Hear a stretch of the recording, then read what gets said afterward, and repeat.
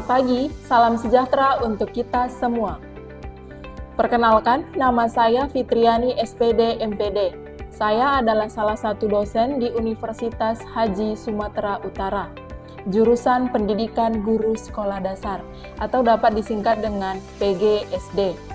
Fakultas Sosial Humaniora dan Pendidikan dengan NIDN 0115039401. Kewajiban dosen yaitu melakukan tridharma perguruan tinggi seperti pengajaran, penelitian, dan pengabdian kepada masyarakat. Video ini dibuat untuk memenuhi salah satu syarat sertifikasi dosen, yaitu pernyataan diri dalam unjuk kerja tridharma perguruan tinggi atau dapat disingkat dengan PDD UKPT dalam bidang pengajaran. Adapun salah satu mata kuliah yang saya ampu adalah konsep dasar IPA.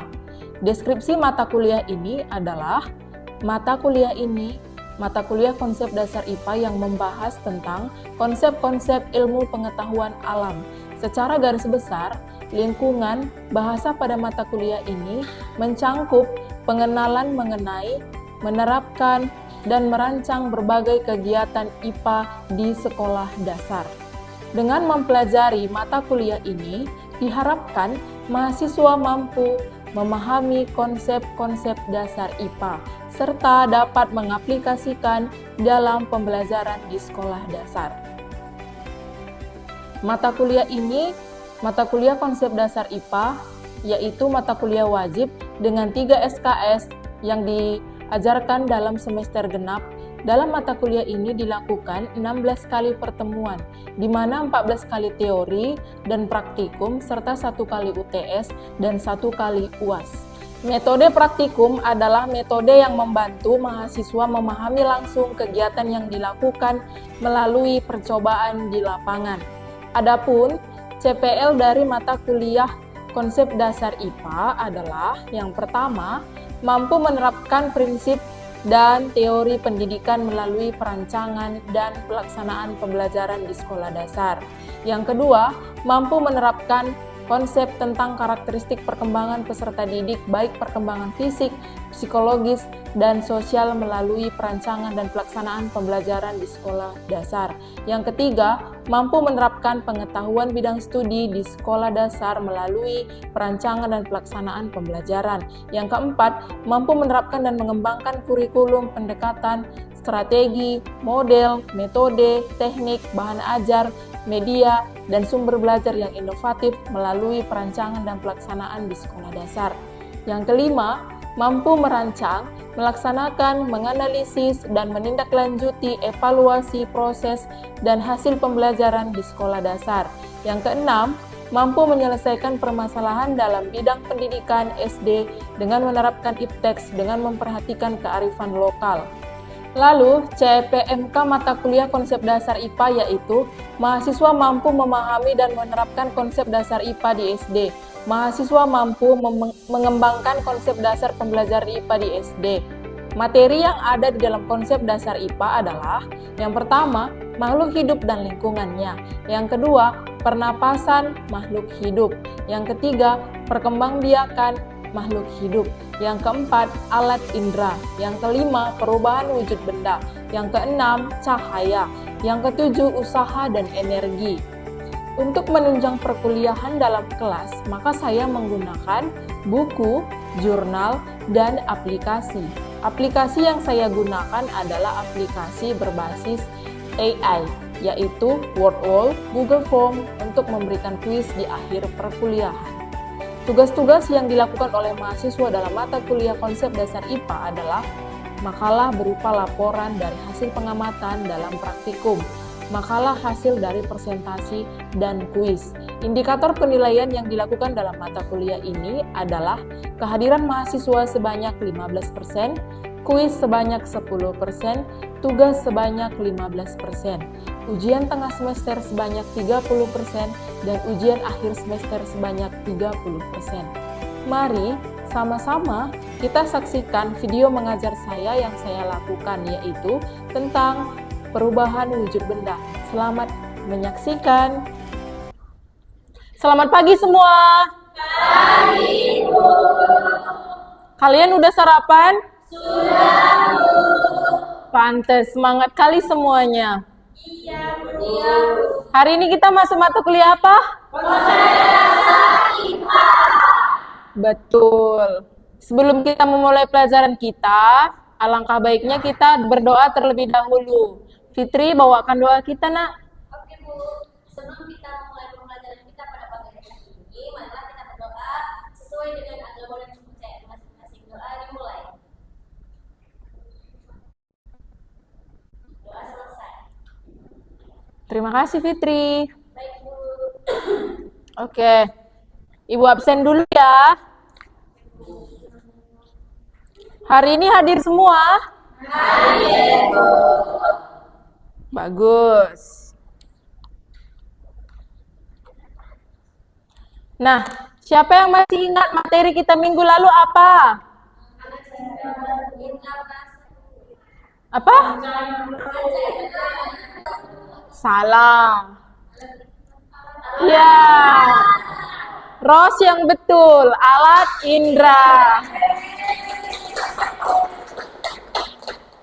Nah, hari ini kita belajar tentang perubahan wujud benda. Siapa yang tahu perubahan wujud benda? Ada yang tahu? Nggak ada yang tahu. Oke, sama-sama kita belajar ya. Apa itu perubahan wujud benda?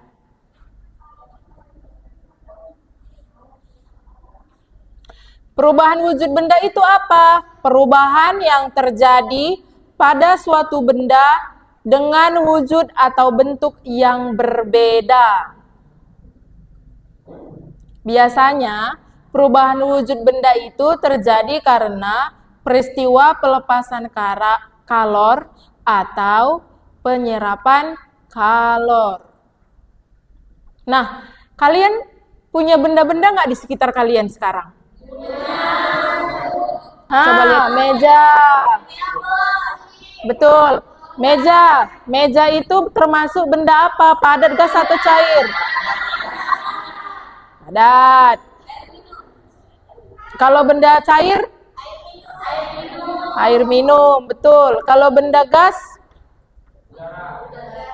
Oke, udara. Pintar-pintar kalian ya. Padat. Padat itu benda dan volumenya selalu tetap. Nah, misalnya ini apa? Pulpen. Beratnya misalnya 2 on. Kalau ibu pindahkan dia ke sini, berat sama bentuknya sama? Nah, itulah dia benda padat. Kalau dia benda cair itu apa? Benda yang volumenya tetap, tetapi bentuknya berubah sesuai dengan wadahnya. Kalian punya botol minum? Nah, ibu punya botol minum. Nah, ini kan botol minum kan? Botol minum ini bentuknya air yang di dalamnya seperti botol minum. Kalau kita tuang seperti ini, maka dia akan berubah sesuai dengan tempatnya. Nah, itulah dia botol minum. Nah, kalau benda gas, benda yang volume dan juga bentuknya dapat berubah sesuai wadahnya. Nah, seperti balon contohnya. Balon kalau kalian tiup, dia bentuknya kayak apa? Ya. Bentuknya bisa berubah? Bisa. Kayak bentuk apa? Yang dari awalnya tidak besar jadi besar. Iya, awalnya itu kan balon itu yang kita tiup itu dari mulut kita kan, dari nafas kan, dari udara kan. Nah, kalau kita tiup ke balon, dia akan berbentuk seperti balon. Kalau itu kita tiup ke plastik, maka dia akan berbentuk seperti plastik. Nah, perubahan wujud benda itu ada beberapa. Bisa dilihat? Bisa. Sekarang ibu tanya, benda padat menjadi gas namanya apa? Ros. Benda padat menjadi gas namanya apa? Dari bagan ini. Itu kan ada padat. Padat yang panahnya ke gas namanya apa? Menyublim. Menyublim. Terus kalau dia gas ke cair namanya apa? Rio, mengembun. Kalau dia cair ke padat namanya apa? Fitri. Cair ke padat namanya membeku. Kalau dia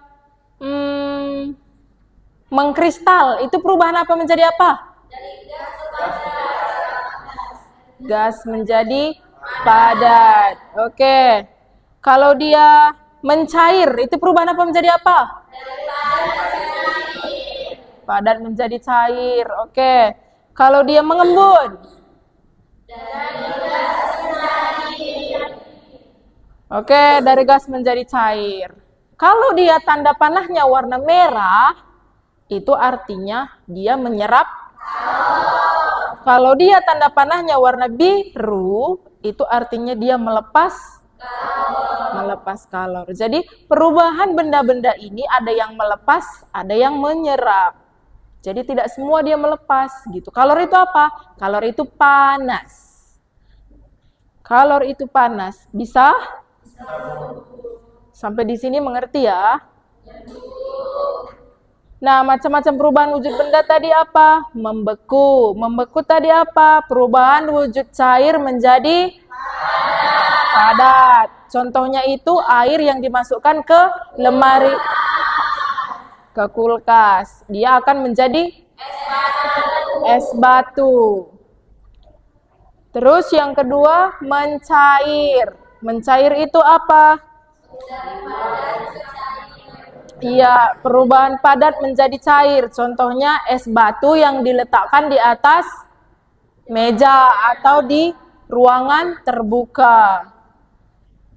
Baru yang ketiga, menguap. Menguap itu zat cair menjadi zat gas. Contohnya air yang dimasak lama-kelamaan akan habis.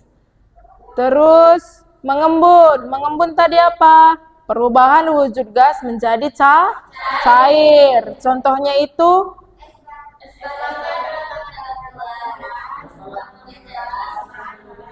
iya, es batu yang diletakkan ke dalam gelas, maka lama-kelamaan di luar gelas itu ada titik-titik air. Maka itulah dinamakan mengembun. Yang selanjutnya menyublim. Menyublim itu apa? Perubahan zat padat menjadi zat gas.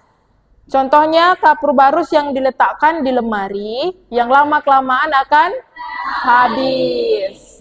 Yang selanjutnya mengkristal. Mengkristal itu apa? Perubahan wujud gas menjadi zat padat. Contohnya es yang ada di lemari pendingin. Jadi dia akan mengkristal. Kalau kita buka lemari es itu, di dinding-dinding lemari es itu ada dia yang membentuk bunga es. Itu namanya mengkristal. Nah, sampai di sini ada yang kalian tanya? Ayo, siapa yang mau bertanya angkat tangan. Oke, apa Nabila? Saya mau bertanya, apa saja sih contoh peristiwa mengembun dalam kehidupan sehari-hari? Oke, dalam kehidupan sehari-hari ya. Dalam kehidupan sehari-hari. Nabila pernah masak air? Air kalau dimasak ditutup enggak? Ditutup. Nah, kalau Nabila masak air, pas nanti airnya itu mendidih, terus Nabila buka tutupnya, ada nggak bintik-bintik air di atas? Nah, itulah contoh dari mengembun dalam kehidupan sehari-hari. Masih banyak lagi sih. Cuman kalau kita bahas satu-satu nanti 3 hari lagi baru kita pulang. Iya kan? Masih ada yang mau bertanya? Kalau nggak ada, ibu yang nanya. Ada? Berarti udah ngerti semua? Oh, hebat kalian ya. Sekarang ibu nanya, Sabrina.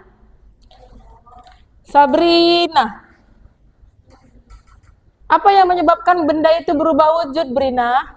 Suatu benda berubah wujud dikarenakan adanya perubahan suhu atau perpindahan kalor biasanya disebut energi panas, yang mana dia baik itu diserahkan ataupun melepaskan suatu panas tersebut. Oke, good. Tepuk tangan untuk Sabrina dan juga Nabila. Nah, kemarin Ibu ada nyuruh kalian bawa alat-alat nggak untuk praktikum hari ini? Udah kalian bawa semua? Oke, kalau gitu silahkan. Ini kelompok 1, ini kelompok 2. Dibagi kelompoknya yuk.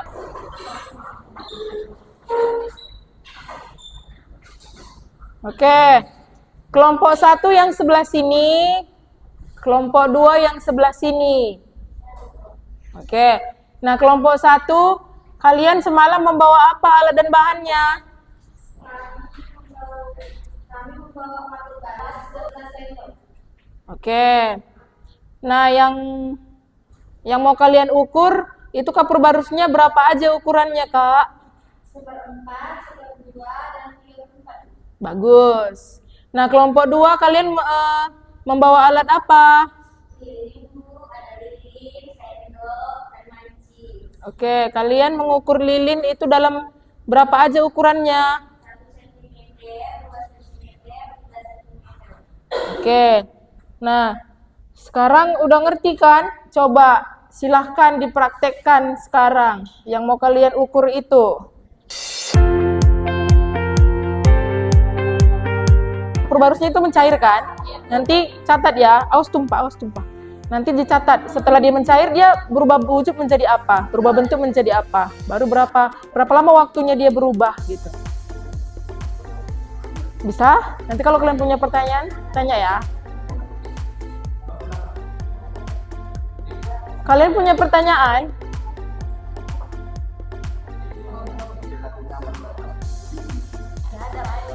Enggak ada. Baru nanti dicatat ya apa hasil dari praktikum kalian masing-masing.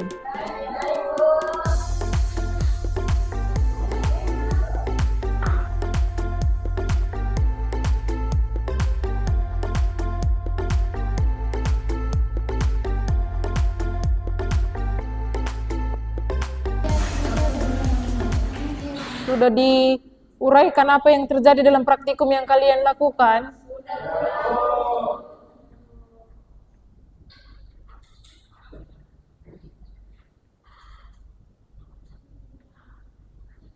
Oke. Kelompok 1. Coba jelaskan apa yang kalian dapat hasilnya dari hasil praktikum kalian, kapur barus. Baik Bu, kami dari kelompok 1 melakukan percobaan pada kapur barus yang berukuran 1/2, 1/4, dan 3/4. Kemudian kami letakkan kapur barus tersebut di atas sendok lalu kami bakar dengan lilin. Setelah itu terjadi perubahan pada kapur barus yaitu mencair atau berubah menjadi air yang dinamakan proses menyublim. Karena kapur barus tersebut berubah menjadi udara. Pada saat kapur barus menyublim, kami juga mencatat rata-rata waktunya, Bu. Seperti 1 menit 24 detik untuk kapur barus berukuran 1/4, 1 menit 13 detik untuk kapur barus yang berukuran 1/2, dan 1 menit 24 detik untuk kapur barus yang berukuran 3/4, Bu. Lalu setelah kapur barus tersebut mencair, kami membiarkannya dulu, Bu. Cairan tersebut tetap berada di atas sendok, kemudian terjadi proses perubahan kembali. Yang kami perhatikan proses perubahan tersebut menjadi mengkristal, yaitu perubahan tersebut terjadi, kami catat juga Bu waktunya, seperti 2 menit 35 detik untuk kapur barus berukuran 1/4, 2 menit 32 detik untuk kapur barus berukuran 1/2, 3 menit 40 detik untuk kapur barus berukuran 3/4. Di sini ada 2 perubahan yang terjadi, Bu, yaitu proses menyublim dan mengkristal. Namun yang kami perhatikan juga banyak faktor yang membuat proses kapur barus tersebut baik dalam menyublim atau mengkristal, salah satunya tinggi rendahnya sendok dengan api, Bu. Ketika sendok dan api dibuat sangat dekat, maka kapur barus akan sangat cepat menyublim. Begitu juga sebaliknya, Bu. Ketika angin banyak, maka sangat cepat kapur barus tersebut mengkristal kembali, Bu. Baik, terima kasih. Sama-sama, Bu. Oke, tepuk tangan untuk kelompok 1.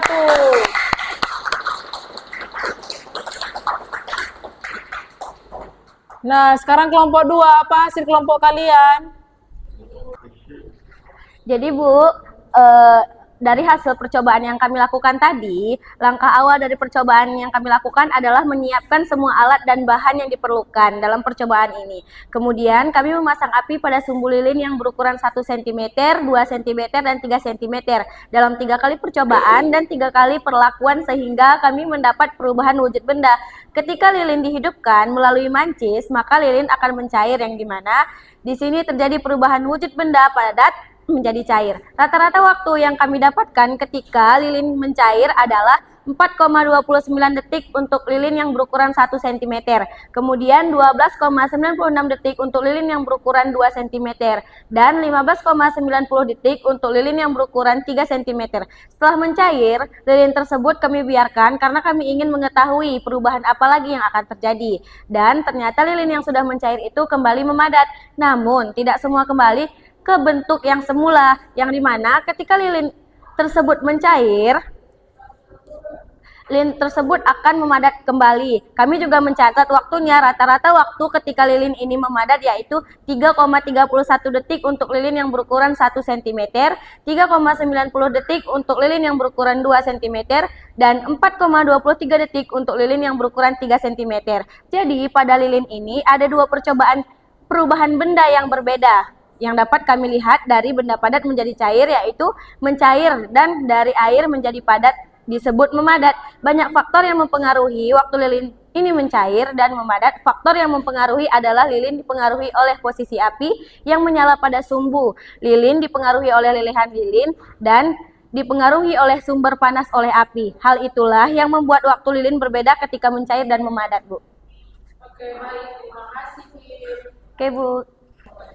Oke, tepuk tangan untuk kelompok 2.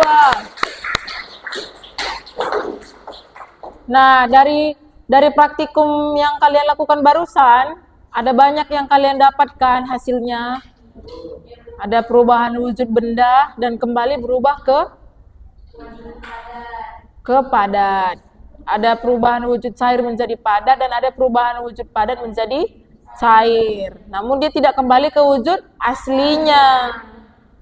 Dia hanya memadat kembali saja. Masih ada yang kalian tanya? Enggak ada. Nah, siapa yang bisa memberi kesimpulan dari dua percobaan ini tadi? Coba angkat tangan. Oke, Damro, silahkan Damro. Jadi kesimpulan dari kedua praktikum kita hari ini, banyak perubahan wujud benda yang dapat diamati melalui percobaan hari ini. Ada perubahan wujud benda dari padat menjadi cair yaitu mencair, ada juga dari air menjadi padat yaitu membeku, ada juga dari kapur barus dipanaskan yaitu menyublim, dan cairan kapur barus didiamkan yaitu mengkristal. Jadi dari perubahan wujud benda ini, banyak faktor yang mempengaruhi waktu masing-masing percobaan, maka dapat menjadi pengetahuan yang baru yang selama ini mungkin belum kita ketahui. Perubahan materi dipengaruhi oleh berbagai faktor, diantaranya suhu, kelembapan, dan waktu. Dalam percobaan yang telah dilakukan terlihat jelas bahwa perubahan wujud benda yang digunakan sebagai objek praktikum dipengaruhi oleh dua faktor yaitu suhu, waktu, dan bahan yang digunakan untuk menghantarkan panas pada objek penelitian. Durasi waktu diperlukan untuk mencairkan dan memadatkan objek penelitian itu berbeda-beda. Oke, terima kasih Damro. Jadi, sudah mengerti kan semua tentang kesimpulan yang kita lakukan hari ini? Oke. Kalian mau pindah ke tempat awal atau kayak gitu aja? Gitu aja. Nah, kita akan menjawab sebuah kuis. Siapa nanti yang dapat nilai benar semua, minggu depan akan Ibu kasih hadiah. Jadi sekarang cek semua handphone kalian. Sudah Ibu kirim linknya di grup. Coba kalian kerjakan.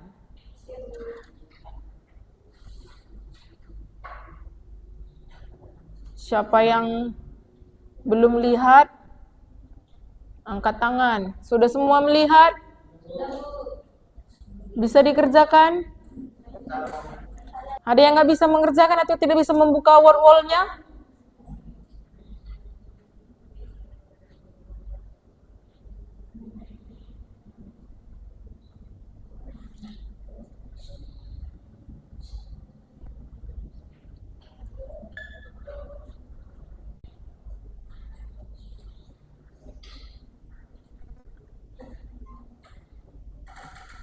Dia berbentuk word wall seperti yang Ibu buka di depan.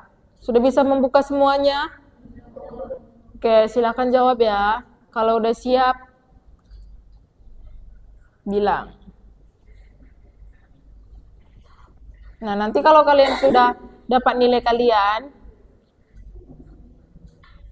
kasih tahu ke Ibu siapa nilainya yang paling tinggi.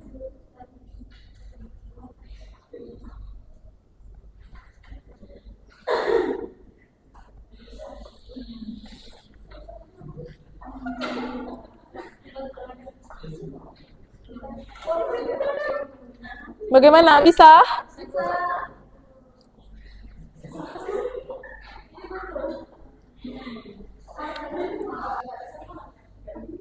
Bisa dijawab? Gampang kan soalnya?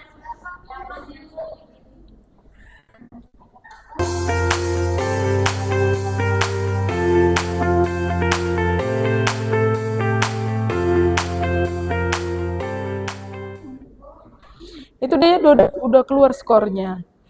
Jadi skornya itu hanya 1. Benar 1 dari 10 soal maksudnya. Ini 48 menit waktunya. Nggak boleh ngulang. Kalau habis waktunya ya sudah.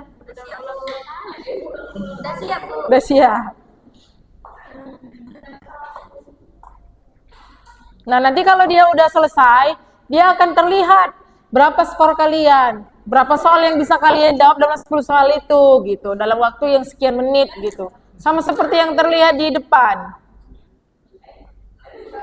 Ini waktunya sudah habis karena Ibu nggak jawab. Jadi 0/0.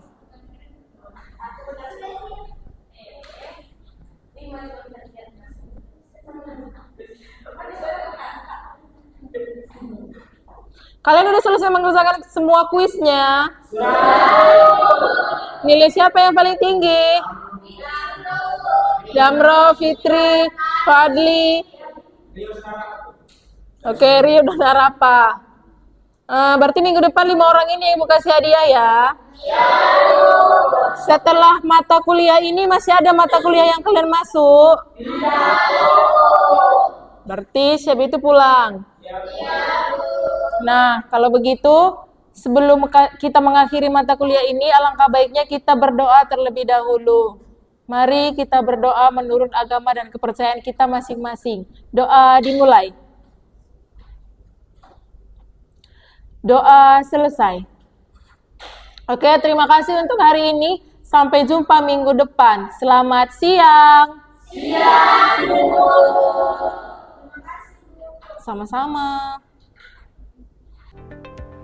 Terima kasih telah menonton video pembelajaran yang saya lakukan dalam mata kuliah Konsep Dasar IPA tentang perubahan wujud benda. Saya ucapkan terima kasih juga kepada seluruh Civitas Akademi Universitas Haji Sumatera Utara dan seluruh jajaran rektorat.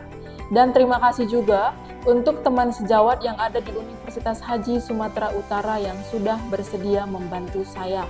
Terima kasih juga saya ucapkan kepada mahasiswa PGSD yang sudah mau mengikuti pembelajaran yang saya lakukan.